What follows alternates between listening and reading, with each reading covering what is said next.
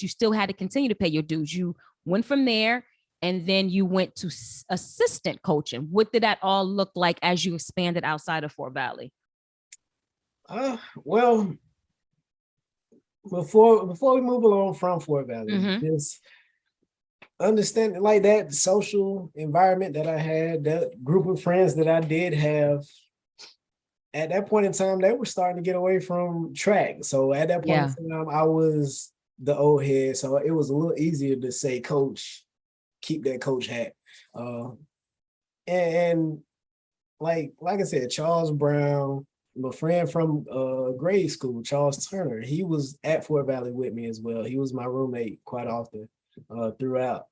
And quite a few other people, Damian Bradley, my boy Damon Phillips, like Dre Palmer. It was a lot of people who motivated me to like just take the time and do things. Like, granted, I know my boy Charles Turner, he would probably say, oh, I was always up to no good, but tomato, tomato. But all in all, it was that group of people that just kept me moving along and like really just kind of gave me insight of what they saw from the outside of what it was that I was doing and how much time I invested in being around you and Coach Tony and the team and just what I was doing there. Like it was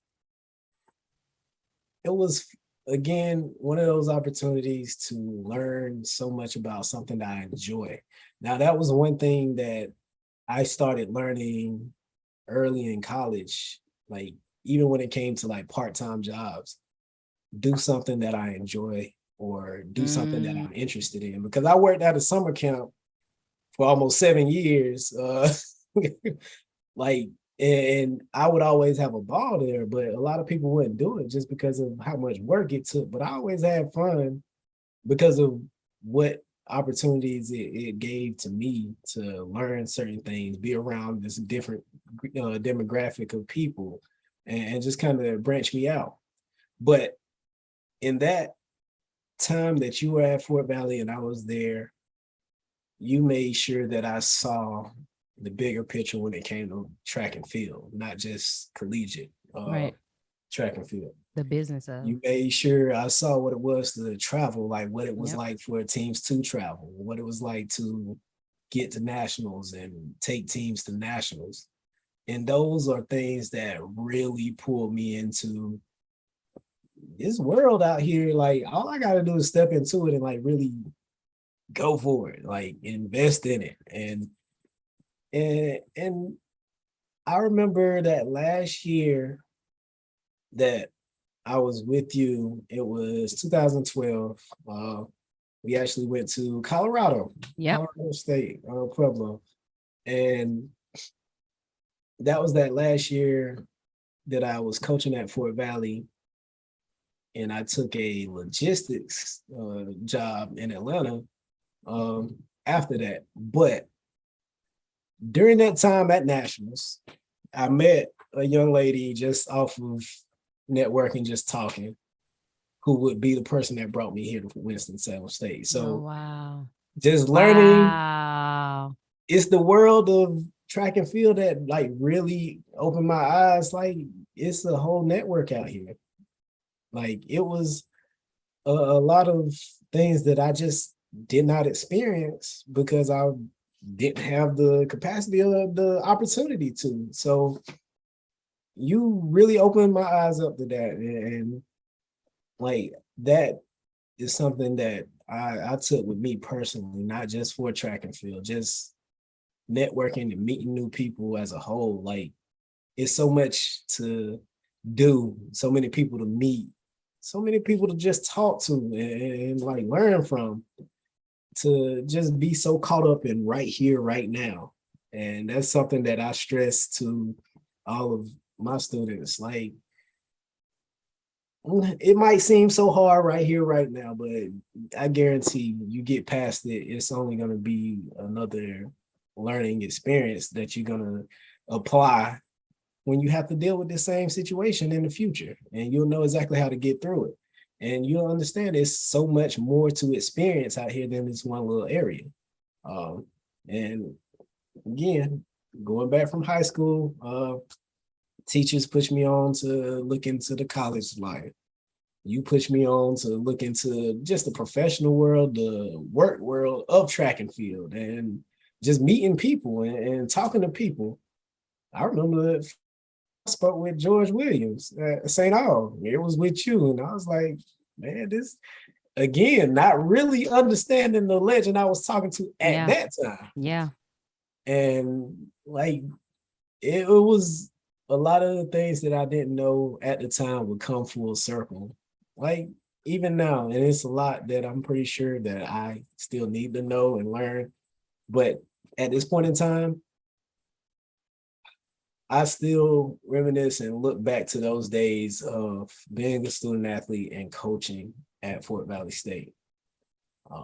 But during my time in Atlanta, I couldn't get away from coaching. This is when my friend Marquise Andrews, he was like, yeah, man, my track club, they look for people to help. And I would step in and help out from time to time. And I was trying to work out on my own, and I would always go to the track over, it's off of Tar Boulevard. I don't. The Tar Stadium? Yes. Yeah. I would go over there, and I managed to see Clayton State's track and field team working out there.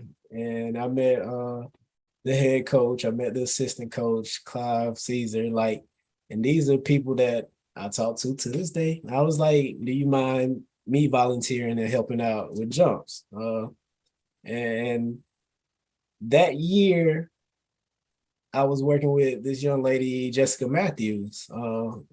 Coach Clive Caesar, he pulled me in. He was very open arms with me when it came to that. I kind of just gave the background of where I came from. I know the head coach, he remembered Fort Valley vividly because of a certain somebody pulling a certain thing at nationals at Johnson C. Smith.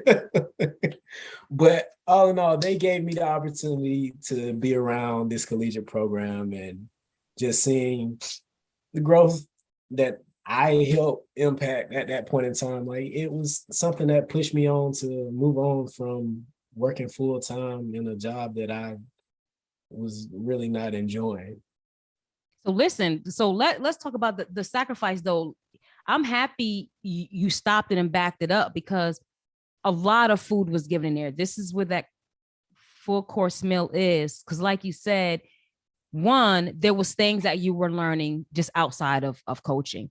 And one of them was about the network. You realize that this is the sacrifice you made, is that I may not be compensated by the green dollar, but my compensation, the pay coming to me, is coming from so many other areas. Even if you didn't realize it while were in it, you were maximizing that compensation. You were taking in, again, the advice and utilizing it. Things happen when we open ourselves up for that. Sometimes a lot of us won't do anything at all if we're not getting exactly what we want, the way we want it to look. You were getting things that eventually connected all the dots as you keep going. Like you said, you networked. First of all, you were compensated through travel. You were able to travel, go to these different places. You get out there, you network, you eventually met someone that was going to give you this opportunity. So you were seizing that moment. That is huge payday. Then you even walked up to a coach and say, can I volunteer?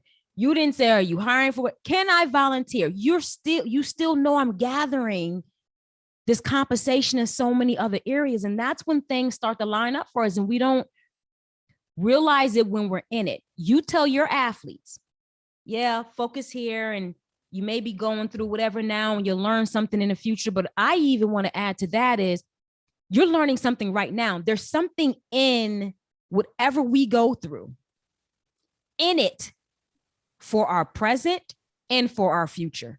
We may not be able to see it, but as you talk about the story now, you can even see how it's lining up, that things that were in it, the people you met, the things you accepted to do, all of it paid off.